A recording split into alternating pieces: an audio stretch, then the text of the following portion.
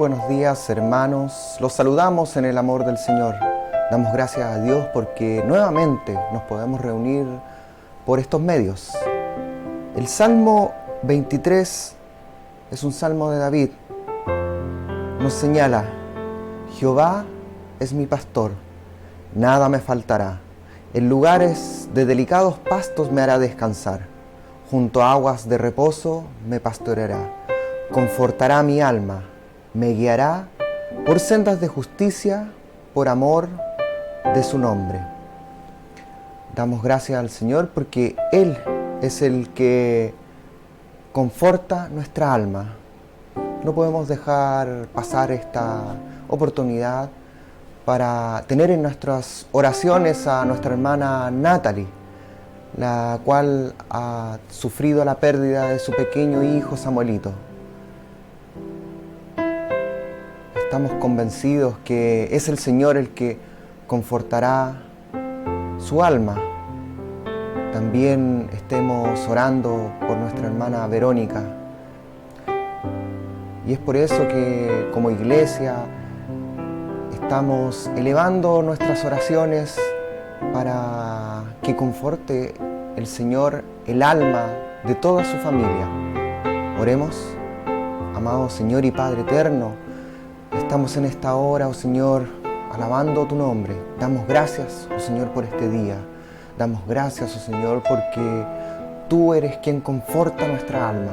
Y te pedimos en esta hora que seas tú con toda la familia de nuestra hermana Natalie, oh Señor, que seas tú confortando su alma por la pérdida, oh Señor, de su pequeño Samuelito. Sabemos, Señor, que está contigo. Te alabamos por ello y te pedimos en esta hora que seas tú con cada uno de los miembros de su familia, en especial con Natalie, oh Señor, para que puedas confortar su alma, para que puedas tú sanar sus heridas, oh Señor, para que tú puedas estar con ella en los momentos de aflicción y angustia, oh Señor. Y sabemos que es así. Te alabamos en esta hora, te pedimos humildemente que seas tú quedándote con su familia y con cada uno de nosotros. En el nombre de Cristo Jesús oramos. Amén.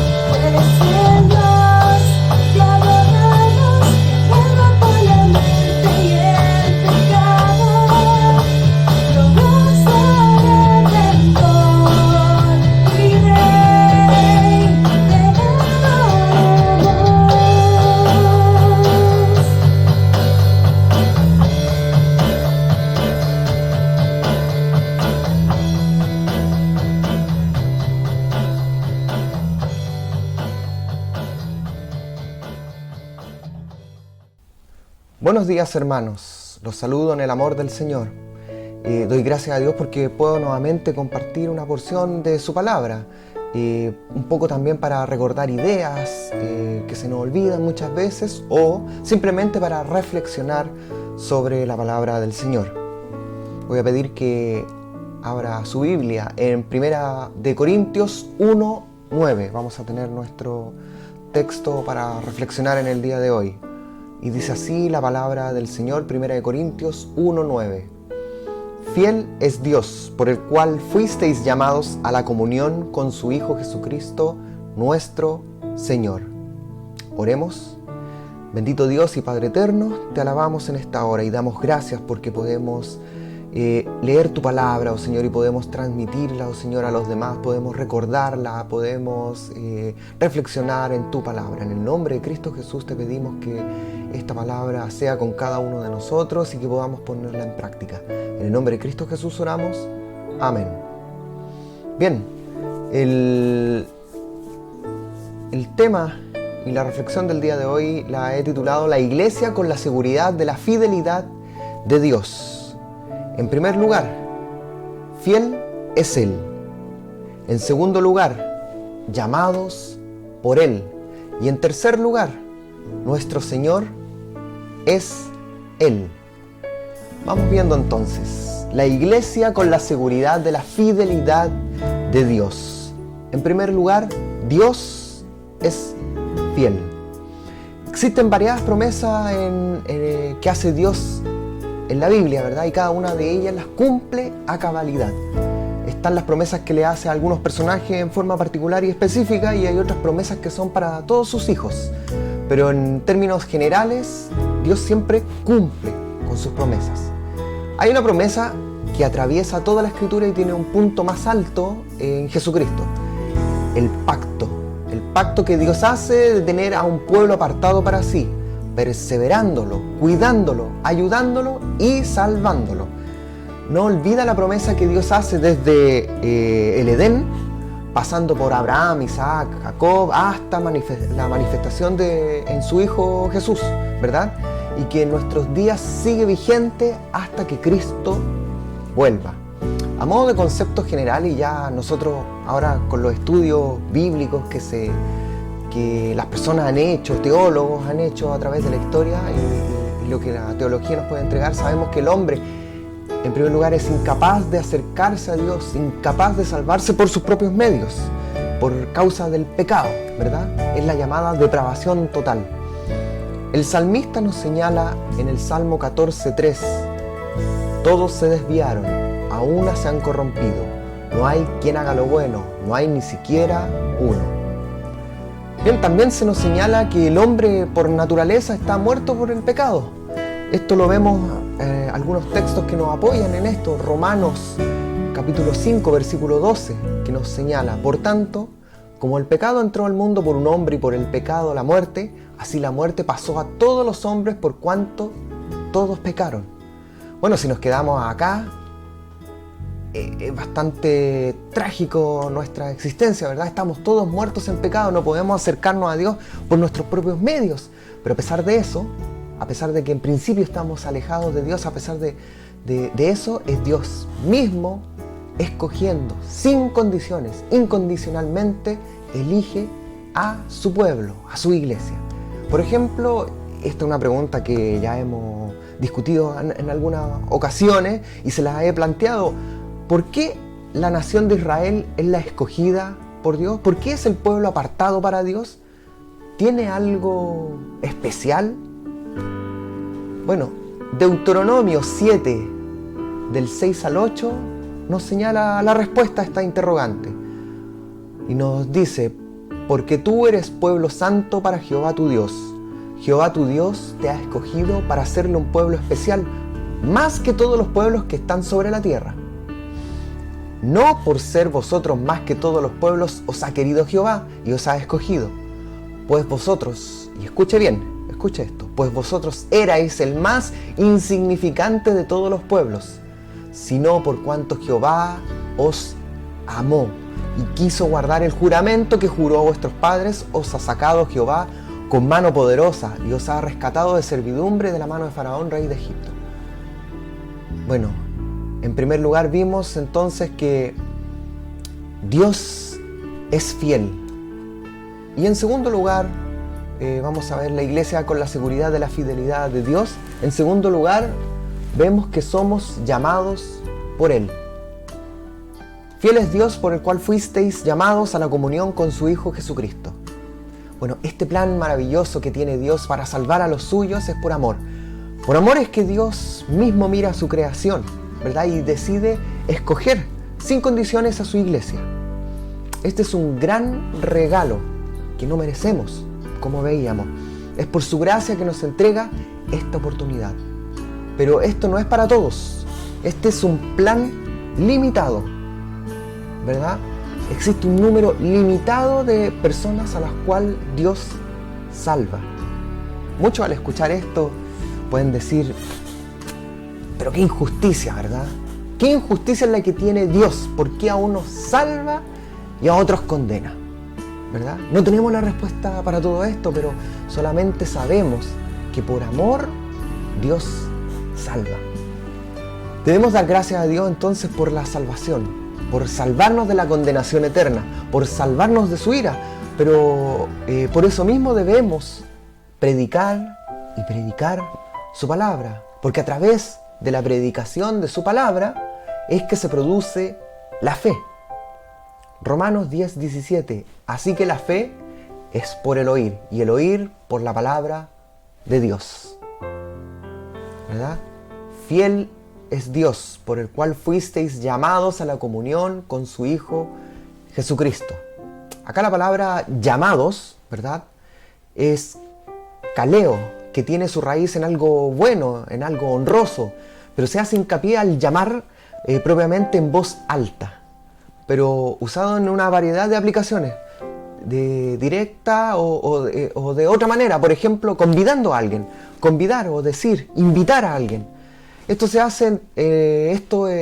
hace sentido entonces a lo que el texto de Romanos, que le acabo de leer, Romanos 10:17 nos decía. Así que la fe es por el oír, y el oír por la palabra de Dios, ¿verdad? El invitar, el hablar la palabra de Dios. Cuando alguien escucha predicar el Evangelio, no es por la persona que está hablando, no es por la persona por lo muy bien que se expresa o por la persona lo muy bien que maneja los temas bíblicos, es que las personas se convierten a Cristo. No, sino que es Dios actuando a través de su Santo Espíritu, llamando a esa persona al arrepentimiento. Esto es la gracia irresistible. Podemos resistir ir a algún lugar, ¿verdad? Podemos resistir no comprar algo, no comer algo, podemos resistir pasar dificultades muchas veces, podemos resistir muchas cosas, pero cuando Dios llama es algo que no se puede resistir. Jesús en Juan capítulo 6 versículo 37 nos señala: todo lo que el Padre me da vendrá a mí, y al que a mí viene no le echo fuera. Bueno, y en tercer lugar vamos a ver la iglesia con la seguridad de la fidelidad de Dios. En tercer lugar vamos a ver nuestro Señor es Él. Jesús no vino a hacer su propia voluntad, sino que en sumisión y en amor vino a hacer la voluntad del Padre. Y esta voluntad es entregarle a su pueblo, a su iglesia, a los escogidos. Juan capítulo 6 versículo 44 nos señala el mismo Jesús: ninguno puede venir a mí si el Padre que me envió no le trajere, y yo le resucitaré en el día postrero. Es esta gracia totalmente irresistible, la cual no nos podemos resistir al llamado de Dios. El hombre no se puede salvar entonces a sí mismo. Dios lo salva. Y esto es parte de su plan. El plan que Él mismo efectuó, que Él efectúa y que Él mismo efectuará en nosotros hasta que Cristo vuelva. Fiel es Dios, por el cual fuisteis llamados a la comunión con su Hijo Jesucristo, nuestro Señor. Jesús es nuestro Señor. Es el Señor de nuestra vida. Señor en griego es kurios, que significa supremo en autoridad, soberano, ungido, amo, Cristo, Dios y dueño. La pregunta acá es, ¿estamos siendo conscientes y creemos que Jesús es nuestro Señor, que es el Señor de nuestra vida?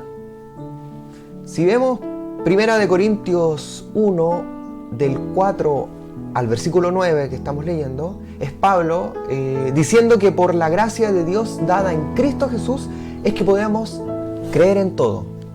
Que por la gracia de Dios dada en Cristo es que no falta don dentro de la iglesia. Es por la gracia de Dios dada en Cristo que esperamos con firmeza, esperamos con anhelo, esperamos sin desfallecer y constantes el día de nuestro Señor Jesucristo. ¿Saben por qué tenemos esta certeza? Porque Dios es fiel y cumple sus promesas. ¿Cree usted esto?